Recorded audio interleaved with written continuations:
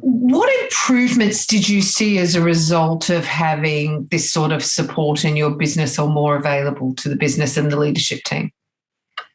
Look, I think people are more conscious now of, say, for instance, we have Catherine runs the annual bullying and harassment training. And people are a little bit more conscious of those things, self-conscious. And I hope not too self-conscious, but people are just mindful, I suppose that's a better word to use. They're more mindful of the actions that they take, the words that they use. And I'd say that that's very, very, very valuable. From a financial perspective, was this cost effective for the business, and what made it so? Absolutely. So with any management team, any leadership team, would be assessing the cost of bringing on a new staff member. And early on, so perhaps 3 or 4 years ago, we did take a look at that very exercise.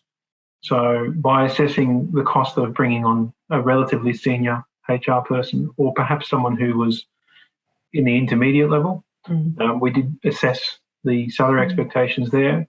And then we did take a look at the consultancy, so outsource versus hiring our own in-house HR. So what we looked for in that transaction was not just the direct costs, but also the opportunity loss. So I suppose if we start with the direct costs, so there's the cost of your wages and your on-cost, your super and your leave and sick leave and all those things. But then there's also the legal fees that you're going to incur, because you don't get those conversations with Catherine, who can seek out some informal advice. And then there's going to be support and guidance for that person that you hire. So say, for instance, we hire a HR officer. If they don't have a senior manager to support them, then they're going to need to seek advice, and we'd need to outsource that anyway. So there may be several hours a month in support in addition to that.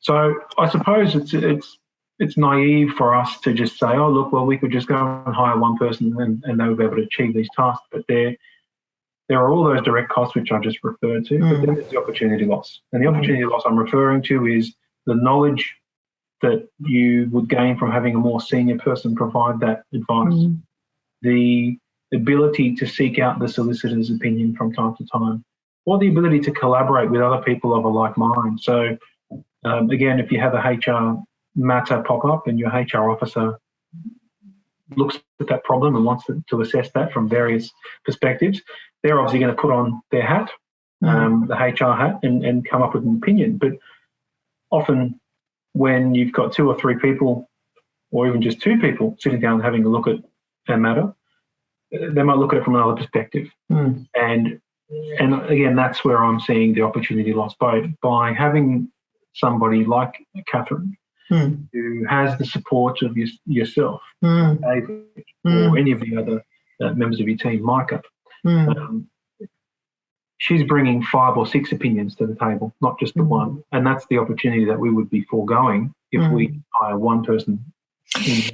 You're absolutely right there, and I often say it's our collective wisdom that is our strength. And there are notes always flying all over Slack saying, anyone had this problem, anyone got a view on this, anyone seen what's working well from a comp and bend point of view. So yeah, I totally agree with that. I see that you're often not getting just tapping into her 15, 20 years, you're tapping into 120 years, that sits in the back end and are very happy to put their bits and bobs into the argument too. And they've all got opinions, which is good. And 2, they're all very widely read, in this space. And it's almost hard to come across everything that you need to in that space.